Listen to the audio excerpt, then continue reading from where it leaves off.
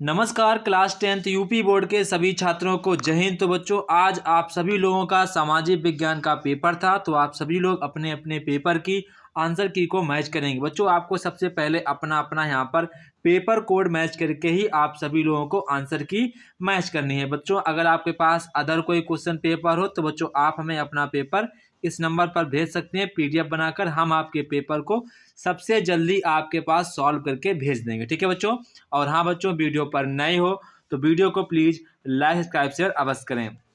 तो बच्चों, यहाँ पर आप सभी लोग मुझे कमेंट बॉक्स में कमेंट करके बताना है कि आपने सामाजिक विज्ञान में कितनी कॉपी भरी हैं। 2 कॉपी भरी या 3 कॉपी भरी। सभी लोग बच्चे मुझे कमेंट बॉक्स में कमेंट करके बताएंगे कि आप सामाजिक विज्ञान में कितनी कॉपी भर के आए हैं। सभी लोग मुझे कमेंट बॉक्स में कमेंट करके बताएंगे। देखते हैं किस बच्चे ने सबसे ज़्यादा कॉपी भरी है। मैं कमेंट का देखूंगा भी और लाइक भी करूंगा। जिसकी बच्चों सबसे ज़्यादा कॉपी बच्चे ने भरी है, बच्चों पर ईमानदारी के साथ आप सभी लोगों को बताना है। फ्रांस की क्रांति बच्चों कब हुई थी? बच्चों, ये आपकी ऑप्शन नंबर भी 1789 में आपकी फ्रांसीसी क्रांति हो चुकी थी। इसके बाद यहाँ पर बच्चों आपका नेक्स्ट क्वेश्चन है कि जर्मनी का एकीकरण का जनक कौन था? तो बच्चों कौन थे? वो हमारे बिस्मार्क थे। तो यहाँ पर आपका option number C will be right answer this question. भारत का पहला लौह इस्पात संयंत्र कहाँ स्थापित किया गया था? बच्चों कहाँ किया गया था? ये आपका जमशेदपुर में स्थापित किया गया था। इसके बाद अंतर्राष्ट्रीय विश्व बैंक की स्थापना कब हुई थी? तो बच्चों अंतर्राष्ट्रीय विश्व बैंक की स्थापना 1994 में की गई थी। विश्व में आर्थिक महामंदी कब आई थी? तो बच्चों विश्व में आर्थिक महामंदी जो आपकी है 1929 में आई थी। तो यहाँ पर आपका option number B will be right answer this question. इसके बाद बच्चों यहाँ पर आपका क्वेश्चन नंबर 6 है, कॉर्न लॉ किस देश से संबंधित है? तो बच्चों कॉर्न लॉ ब्रिटेन से संबंधित है।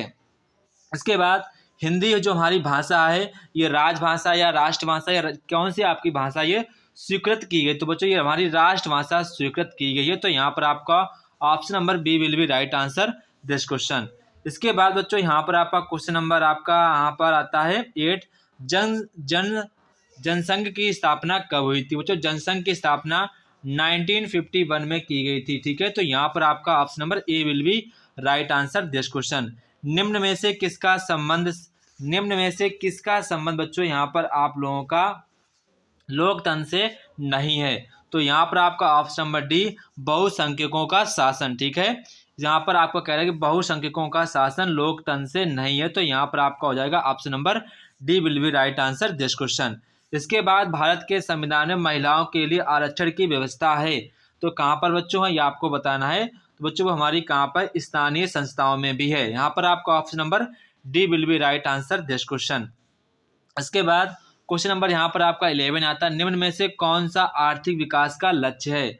तो यहाँ पर आर्थिक विकास का लक्ष्य कौन सा है? तो बच्चों हमारा क्या है, इनमें से ये सभी हमारे आर्थिक विकास के लक्ष्य हैं।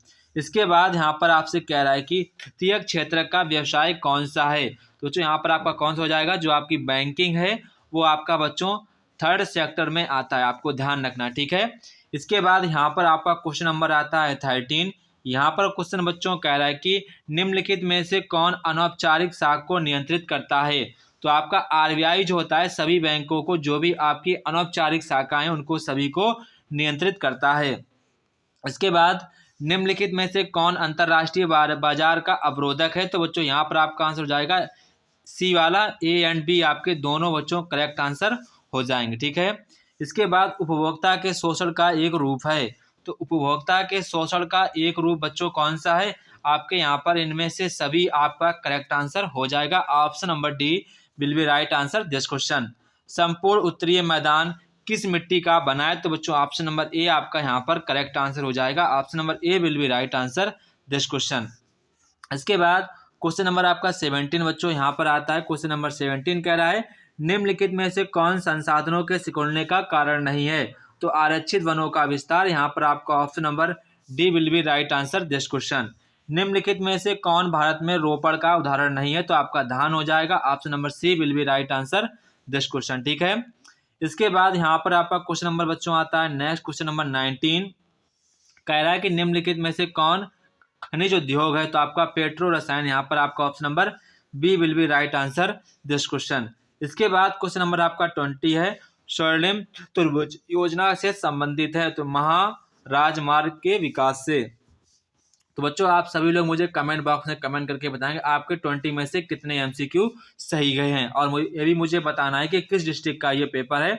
बच्चों हमारे यहाँ पेपर थोड़े से लॉन्ग आंसर बच्चों के छूट गए, आपको बताना कि आपने पेपर कैसे किया। आप सभी लोग अपने अपने यहाँ पर क्वेश्चन को देखते जाएंगे।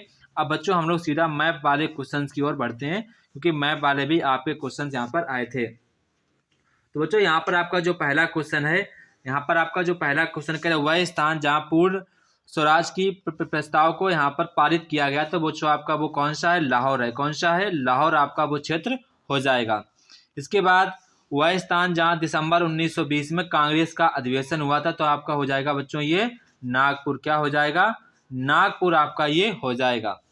इसके बाद वह जनपद जहाँ पर जालियांवाला बाग हत्याकांड हुआ था, तो आपको पता होगा अमृतसर, अमृतसर पंजाब, अमृतसर पंजाब। वह स्थान जहाँ आनंद भवन स्थित है, तो जो आनंद भवन कहाँ पर स्थित है? ये बच्चों आपके प्रयागराज में स्थित है। कहाँ पर है? ये आपका प्रयागराज में स्थित है, जो कि आपका यूपी में पड़ता है। इसके बाद वह स्थान जहाँ सूती मिल वस्त्रों का पहला सत्याग्रह चालू हुआ था, तो बच्चों आपका हो जाएगा अहमदाबाद। क्या हो जाएगा? अहमदाबाद यहाँ पर आपका हो जाएगा। ठीक है।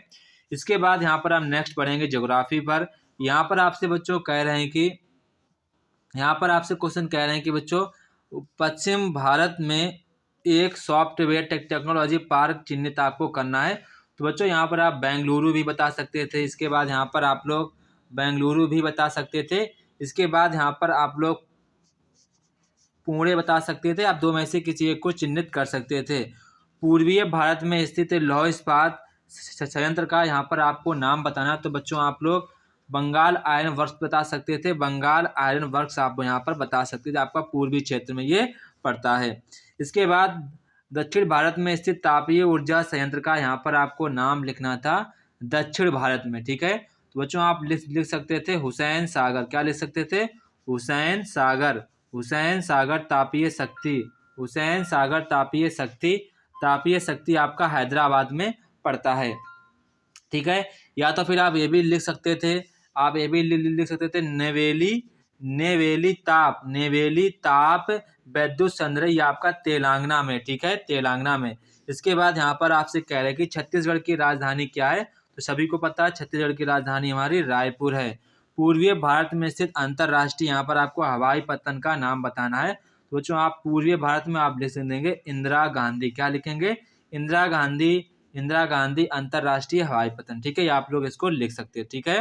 तो ये था बच्चों हमारे क्लास 10th का जो कि आपके सामाजिक विज्ञान का पेपर। तो आप बच्चों मुझे कमेंट बॉक्स में कमेंट करके बताएंगे कि आपका ये पेपर कैसा गया। जय हिंद बच्चों, फिर मिलते हैं अपने नेक्स्ट वीडियो में। तब तक की आप सभी बच्चों को जय हिंद।